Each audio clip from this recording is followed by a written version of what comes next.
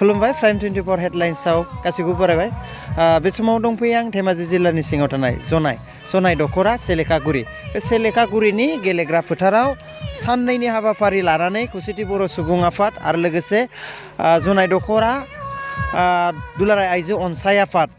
मोननै आफादजों लोगो नांनानै साननैनि हाबाफारि लानाय बे हाबाफारि लानायनि सायाव दिनै गिबि खेब हिसाबै मा हाबाफारिया जानानै थांखो बेनि सायाव नोंथांमोननो फोरमायनो आरो गाबोन मा हाबाफारि लानानै मा हाबाफारि लानानै खुंफुंनो नाजादों बेनि सायाव जों माखासे बाथ्रा मिथिनो केमेरा पार्सन बिथांखौ बे थासारिनि सायाव माखासे नुथायफोरखौ दिन्थिनो थाखाय खावलायबाय बे जाबाय सेलेखागुरिनि गेलेग्रा फोथार समायना बे फोथाराव साननैनि हाबाफारि लानानै जनाय दख'रानि गोबां बर' रायजो राजाफ्रा बेयाव मोनसे बर' रायजोआ खौसे थानांगौनि आरो बर' रायजो राजाफ्रा माबायदि सोलिनांगौनि बिनि थांखि नोजोर लानानै खौसेथि बर' सुबुं आफाद आरो आइजो आफादा बे नोजोरजों बे साननैनि हाबाफारिखौ गाजा गोमजायै खुंफुंनो साखाफारा खालामदों बेनिनो सायाव जों नोंथांमोननो फोरमायनि दा जोङो बे हाबाफारिनि सायाव माखासे बाथ्रा मिथिनोसै जिहेथु जनाय दख'रानि आफादगिरि जनाय दख'रा खौसेथि बर' सुबुं आफादनि आफादगिरि दिनै हाबाफारि जिहेथु साननैनि हाबाफारि लाना खुंफुंनो लानाय बेयाव नोंथांमोना मा थांखि लानानै खुंफुंनो लादों बेनि सायाव मा बुंगोन गिबियावनो नोंथांमोननि चेनेलसिम जोंनिफ्राय गाहाम हामलायनायखौ बावहरग्रोबाय बेजों लोगोसेनो जों जनाय दख'रा खौसेथि बर' सुबुं आफाद नै बोसोरसालिया जथुम्मा आरो लोगोसेयैनो जनाय दख'रा आइजो अनसाय आफादनि 19थि बोसोरारि जथुम्मा बिनिनो दिनै गिबि सेथि हाबाफारि एबा सेथि सान बे सेथि सानाव जोङो दिनै माखासे खामानिखौ मावलांबाय जाय खामानिफोरा जाहैबाय जोंनिया गाहायै थांफैब्लां बेखेवनाय बेखौ आरसिनि आफादगिरि थान्दाराम मोसाहारि बिथाङा बेखेवना होलांबाय बिनि उनावहाय गाहाय जिथु पेन्डेल दङ बे पेन्डेलखौ जोंनिनो खौसेथि बर' सुबुं आफादनि जनाय दख'रानि बोसोनगिरि आदा तरनि आदाया बेखेवना होलांबाय बेवहायनो जोङो गोसोखां मुंख्लं सनजित नार्जारि गोसोखां गाहाय सायनासालिमोन बियो बिनि उनाव रुंसारि कालिचरन गयारि गोसोखां जामुंसालि बेखेवनाय बेखेवबो जोंनि जनाय दख'रा आइजो अनसाय आफादनि बोसोनगिरि आब'आ बेखेवनानै होलांबाय बिनि सिगां 9:30 बाजियाव मुंख्लं थान्दैबादा बेखेवनाय दंमोन थान्दैबादाखौ बेखेवना होलांदों आगुनि बर' फरायसा आफादनि नेहाथारि भद्र कुमार ब्रह्म आदाया बिथाङा बेखेवनानै होलांबाय दा बेबायदिहाय जों गिबि साननि हाबाफारिया जों दासिम बेखिनियाव जानानै दं आरो दसे उनाव जोङो उन्दै गथ'साफोरनि हिन्जावसा हौवासाफोरनि मोसानाय बादायलायनाय दङ जों बेखौ दसे उनाव बेखेवनो नागिरदों बेयाव बेखेवनाय जाथ'वाखै बेखौ जों दसे उनाव बादायलायनायखौ जों बेखेवनाय जासिगोन बे साननैनि हाबाफारियाव मा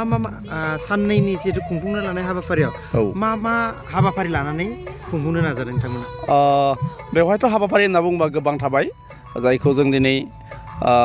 आलासिबो जोंहा लेंहरनाय दंखायो आलासिफ्रा बुंगोन माखासे बाथ्राफोरखौ जोंनि गुबै थांखिया जाहैबाय जिहेतुके आइजो अनसाय आफादाबो जोंजों दंफायो लोगोसेयैनो खुंदों बेवहाय आइजो अनसाय आफादाबो आइजो माहारिनि माखासे सोलोंथाइनि सायाव बा गाननाय जोमनाय दानाय लुनाय जिहेतुके जोंनि हारिफ्राव जोंनि समाजफ्राव किसुमान जिथु दानाय लुनायनि हुदाफोरा जोबलांनो हमदों बेफोरखौ नोजोर बोनानै बिथांमोना सावरायगोन थान्दै मेलाव आरो जोंबो खौसेथि बर' सुबुं आफाद जानानै जोङो जोंनि जनाय हालामाव थानाय जोंनि गोग्लैसोनानै थानाय एबा जोंनि गामि सिंफोराव थानाय गासैबो बर' गामिफोरनि रायजोफोरखौ लाफानानै जोंनि ओनसोलनि एबा जायगानि हाल-साल एबा जोंनि थासारिफोरनि सायाव बा जोंनि सोलोंथाइ जोंनियाव दिनै गोबां समाजारि जेंनाफ्रा जाबोबाय थादों जेरै समाजारि जेंना होनना बुङोब्ला उन्दै बैसोफ्राव मबाइल बाहायनाय फन बाहायनाय बेफोरनि खोथा फैयो बिनि उनावबो जोङो आखौ ड्राग्स एडिक्टेड जालांनो हमबाय जोंनि इयुन जोलैफ्रा जों बेफोरखौ लानानैनो सावरायगोन होननानै थांखि लानाय जादों आरो बिनि अनगायैबो जोङो फैगौ दिनफोराव जों हारिनि थाखाय बा समाजनि थाखाय बा जोंनि जनाय हालामाव थानाय जायफोर बर'फोर दं बिथांमोननि जौगानाय राजखान्थि रांखान्थि समाजखान्थि फारफ्रोमथिंबो बिथिङाव जौगानायनि माखासे हाबाफारि लानानै सावरायलायनाय जागोन आरो बेवहाय लेंहरजानाय आलासि दङ माननि आलासि दं आरो बुंथिगिरि दंखायो बिथांमोना माखासे खोथा बुंबावलांगोन जों बेखिनि हाबाफारिखौ लानानैनो सोर सोरखौ गाहाय आलासि महरै लिंहरनाय जादों बेयाव? गाहाय आलासि जोंनिया दङमोन BKWSनि चिफ मानगोनां मिनिस्टार बसुमतारी सार बिथाङा नाथाय एंगारनो हायैनि जाहोनाव दिल्लीयाव थांदों होननानै जों गम मोनदों बिथाङा एबसेन्ट जासिगोन बिथांनि जायगायाव जोङो सुक्रेस्वर गयारि आदाखौ हांख्रायनाय जादों बिनि उनाव थांखिजानाय बुंथिगिरि हिसाबै जोङो राथिराम बसुमतारी आदाखौ लाबोनो नंदों जोंनि धेमाजि जिल्ला खौसेथि बर' सुबुं आफादनि आफादगिरि बिनि उनाव आबवफनिफ्राय धेमाजि जिल्ला आइजो अनसाय आफादनि आफादगिरि दङ बिथांखौबो जों थांखिजानाय बुंथिगिरि होननानै लेंहरदों आरो बिनि उनावबो जोङो हालामाव थानाय जोंनि बर'नि जिमान माहारियारि आफादफोर दं दुलाराय बर' फरायसा आफाद बर' साहित्य सभा आइजो अनसाय आफादाव जोङो थाखाबायानोसै आरो बिनि अनगायैबो जोंनि हालामाव थानाय जोंनि धोरोमारि जायफोर आफादफोर दं बिथांमोननि आफादफोरखौबो जों हांख्रायनाय जादों। आरो बेयाव माबा हारिमु